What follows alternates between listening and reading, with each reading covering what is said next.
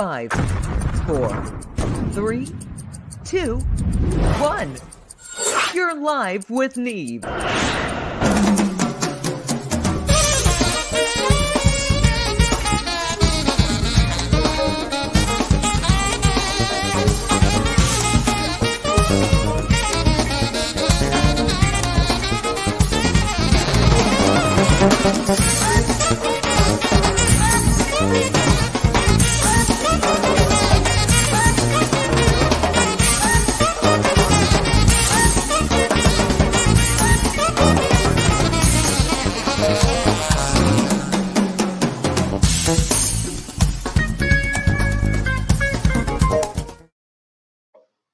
All right, everybody. Here you are live with Neve. It is 4 o'clock. It's a beautiful day here on the East Coast, looking out at the ocean. It is just gorgeous. It is nippy a little bit. It's very breezy, but gosh, it's a gorgeous day. We had our earlier show this morning, a lot of fun. I see we've got a few of our guests are hanging in our very sparse dressing room. That's all I can say. They'll have to find their own sources of sustenance in there. It's like a desert. So today we're going to be talking to somebody who I really have to say, we've talked before. We've had Tony, the producer of this project. We're here to talk about TBear's new record. And I have to say, this is a couple of things. My favorite right off the top is River of Resurrection. Blows me away. The rest of the record, I don't have to name drop because I could. There's an amazing bunch of cool players, and we'll talk about that with them. But really what makes it great is the songwriting and then just the overall orchestration of it. The backup vocals are killer. It's a great mix. The drumming's, it's just, I can't say enough good about it. There's some amazing players, but just the quality of all of them playing together it's remarkable. I'm kind of excited to have him on, and we'll bring him on. Julie, without ado, let's bring him on. Hey, man. Hey. Here we go. Hey. It gets us out of your face, though. Yeah, First man. Let me do that. Oh, get rid of Tony's There we sign. go. There we go. All Tony's right. so handsome. I don't want his face to be covered. I love you, man. It's been so long. Gentlemen, to my audience. I miss you guys. Hey, well, we're here. Okay. So I was feeling verklempt, but I'm back now. So the record is just great. I read a little bit about it. It's a story of love for your ex-wife, partially. I guess you tell me a little more about that. The thread that runs through it about your ex-wife, or your deceased wife. A while back, when she went back to school to go to college in her 50s, that was about 7 years ago. And what happened was she said to me, as I was sitting playing the piano right across from her desk, the piano butted up against her desk. And what happened was I started playing a song and she went, "Oh, that's so beautiful. I love that. That's such a musical hook." And she says, "What is it?" And I said, "Oh, it's just something I'm just noodling with right now." She says, "Well, you've got to start writing songs then, because, you know, I love the way I love your songs. I always have. And you haven't done anything in a long time and you need to." So I started writing songs, and then one thing led to another. And she said, "Hey, you got to put a band together. You got to start playing live." And then it was, "Hey, you got to go in the studio and start recording a few of these songs." And she got a hold of Tony Braunagel, and I got a hold of Tony, and, Tony can tell you the rest, but it was her insistence that I start playing again after I'd been in hibernation for a couple of decades. So, I owe this record to her, and it's definitely dedicated to her, as it says on the record. And, as she unfortunately was diagnosed with stage 4 cancer towards the last 2/3 of the record as we were making it, you know, it got more and more important to get this thing done right and get it done before she passed. And it really technically was finished about 2 weeks before she passed, and I was able to let her hear Nina's song, which was the song that the one she heard first. I finished last. So that's the story on that. Well, I think you've made a remarkable album by any standard. A lot of people put records out, but the quality of it just blows me away. I'm really enjoying it, and it's just an excellent. The lyrics really kick my ass. Well, thank you very much. You know, I'm an Eric Anderson fan and a John Prine fan, and and I love guys that write songs and write poetry at the same time. You know, Dylan and you know, he's got enough accolades. But you know, when we go to John Prine and we go to like Eric Anderson, we go to people like that. You know, that's how I learned how to write lyrically. Tell me a little bit about your time. How long did you play with Mr. Prine? I'm a great fan, always have been for decades. Obviously, I actually never played with him, but I did hear him, and this is what opened up, you know, my love for John. In 1971, I was in New York City, and I was young, and I was going to this open mic night at a place called Dr. Generosity's, and he walked in with his manager, the late Al Bonetta, and Steve Goodman, and they both got up one at a time to play. Steve got up and played some great songs, and then John got up and played a couple of songs off his first album. And his first album. Oh, did he freeze up? He's frozen in time. And we have taken control of him and Tony. Tony, you're going to have to speak for him through his body. Oh, there we go. We've got. All right, he's back. And John sang "Angel from Montgomery," "Hello in There," and "Sam Stone." And I was listening to a guy that said, "I am an old woman named after my mother," and I said, "Okay, so it's okay to speak in that language." You know, to speak as a woman. So hence on the album, Dear John is an homage to John Prine, because it's a Dear John letter from a woman to a guy. Right. I really like that. And you know, I know the first time I heard John Prine was a friend of mine. We were sitting at a gig somewhere and he started playing Sam Stone. And he was talking about a hole in Daddy's arm where all the money goes. And it was like, you know, it's like listening to some Warren Zevon, who I'm a great fan of, and it's a beautiful picture, you know. We all learned a lot from John. I mean, if you listen to the last thing he ever did, which is The Tree of Forgiveness, oh yeah, his album, and he finally got all the accolades the last year or two of his life. But if you listen to that, especially the song "When I Get to Heaven," you know, it's so funny. I mean, he was a funny cat. He really was. A great wit. I'm trying to think of who he reminds me of. It's on the tip of my tongue. Townes Van Zandt, excuse me. Right. Okay. Another guy who just had that really pithy. I know it when I smell it in the air at the bar. It's something about the air, and it feeds into that whole great writing tradition of down south and out west in Texas and all these other places. So what have you been doing? I know I've seen you play with Lawrence Schubert, excuse me. And that really sounds great. And you have Route 66. And with California opening up, are you going to be I know I saw that you have one show coming up. Is that are you going to play the record during that show? Nope. Yes, we'll be doing some live. We'll be doing some of the music off of the album, and it's done in the studio, so the production kind of holds you to a certain level of commitment of arrangement and sound and dynamics and everything.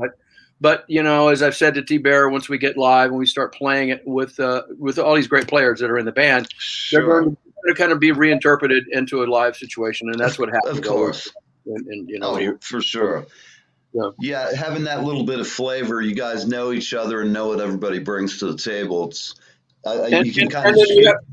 And then you have to respect that as well. You know, you have to respect that those players are going to do something different as opposed to not be the guys that were in the studio playing exactly, because that's another day and that's another. You know.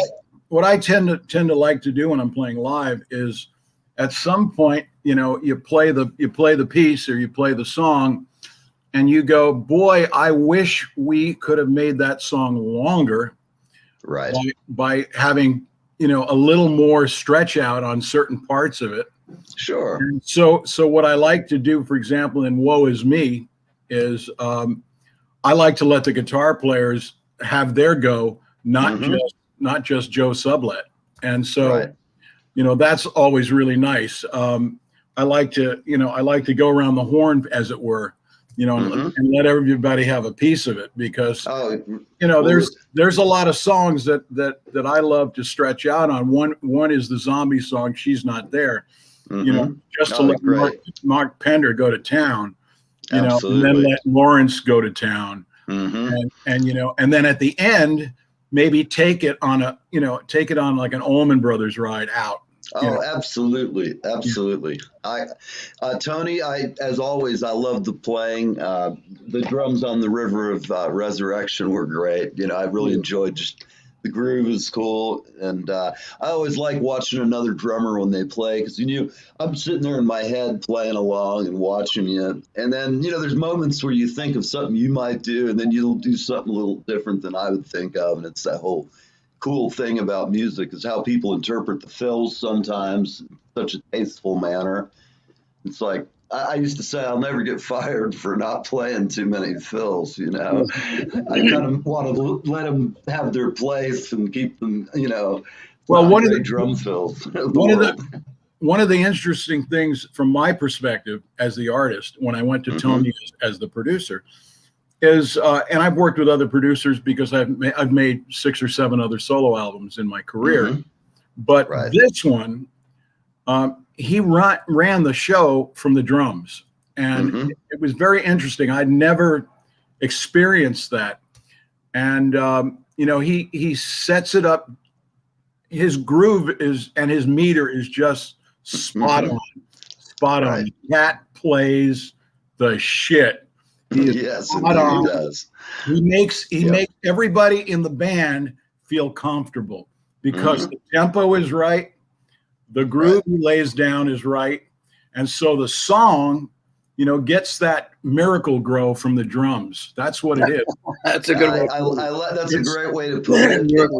It's just that taste. You don't know what it is when it's great, but you know it's great. And you know, he's one of the great musicians, and he doesn't talk about himself a lot. So I'm going to say this about him: he's been nominated for Drummer of the Year, I think, the last 12 or 13 out of 14 years. You know, at the Blues. You know, the Blues Society Awards, and has won them, and has won it. I'm sure. Well, times. He's got the pocket. Played on a lot. Played with Bonnie Raitt. Played on, you know, some Grammy stuff. Right. He's just working on a Taj record right now that they just finished, which I'm sure will be, you know, nominated for a Grammy when it comes out. So, yeah, we're all doing that.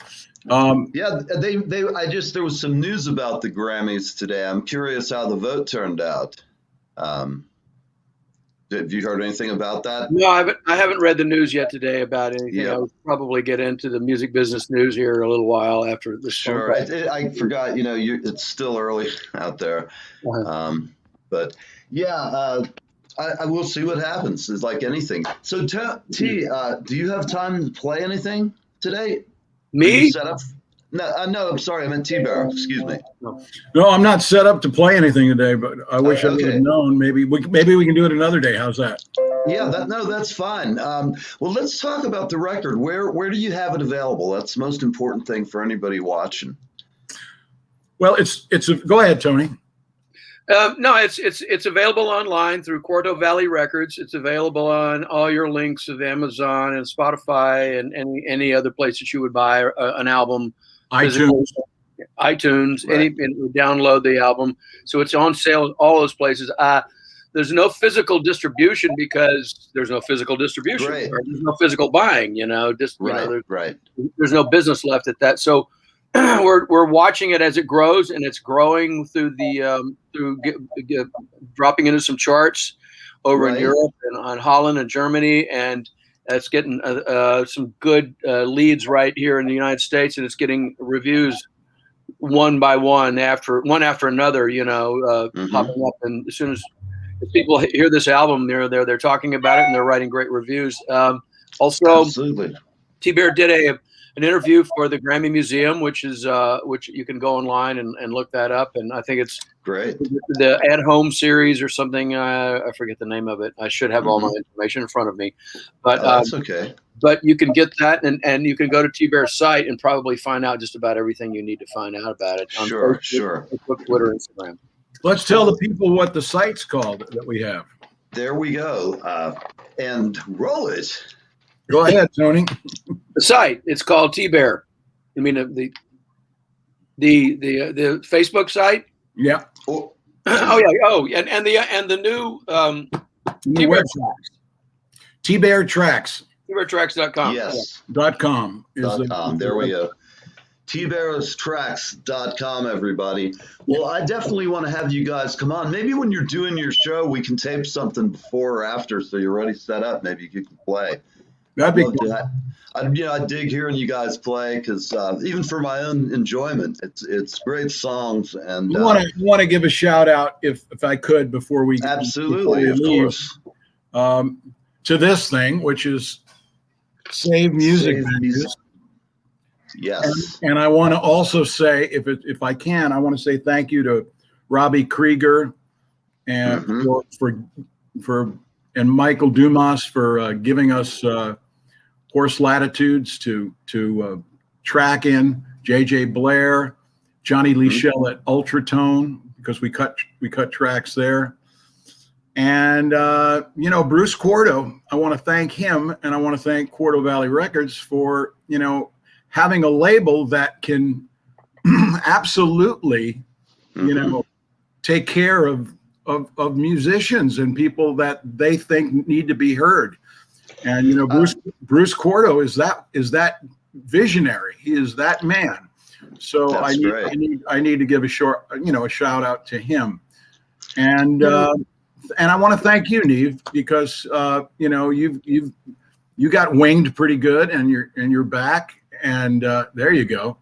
And I can't wait for this to turn around so that we can be on the road, we can play in your area. Absolutely. I grew up in Yonkers, so great. Well, then, I'm right here at Asbury Park, so it's a good place. You're always welcome. Pass through. There's gigs. There's a lot of gigs here, and we have lots of the same friends. So good. All the obvious places are pretty close, and the city's a ferry ride. It's kind of the ultimate. I love living here. You can be in Manhattan and everybody 40. Check out Fresh Bear Tracks. There we go. And next time I'll take all these questions I had for you, which was pretty formal, but I like just having a more fun. A lot of times you take all this stuff and go, forget it. Forget about it. Yeah. So thanks for being on, and we'll see you again. Maybe in the next month if you have the time. I want to get you before, or maybe when you're gigging. That might be another time. Sure. All right. Well, have a great day out there. What were you going to say, Tony? I just say thank you very much for bringing us on, give us an opportunity to talk and chat about the album and everything. And I'm very happy that you like what you hear, and pass the word on so we can absolutely more people to listen to this kind of music. It's real music made by real musicians, and yes, and the single that's out is called "Give It Up," and that was written by Stephen Stills and myself. And Stephen Stills plays guitar on it, and so does Walter Trout. So there we go. I apologize. I was so focused on getting into the meat with you guys that I neglected to mention. And Edgar sax Edgar Winters on River of Resurrection. Yeah, just really a great song, and the girls were outstanding as well. Everybody just really had it in the pocket. And, Yep. it's always great talking to you guys. Next time, hell, NAMM's on its way. I've already got Thanks, my Jules. plan. Thanks, Jules. Thank you, All Jules. right. You guys. Love you guys so much. Thank you again. Neil, guys thank you, man. Let's do it again. Let us know. Be All in right. touch. All right. I can't wait to see y'all live. We'll Thank talk to you, you man. soon. Bye, guys. Ciao.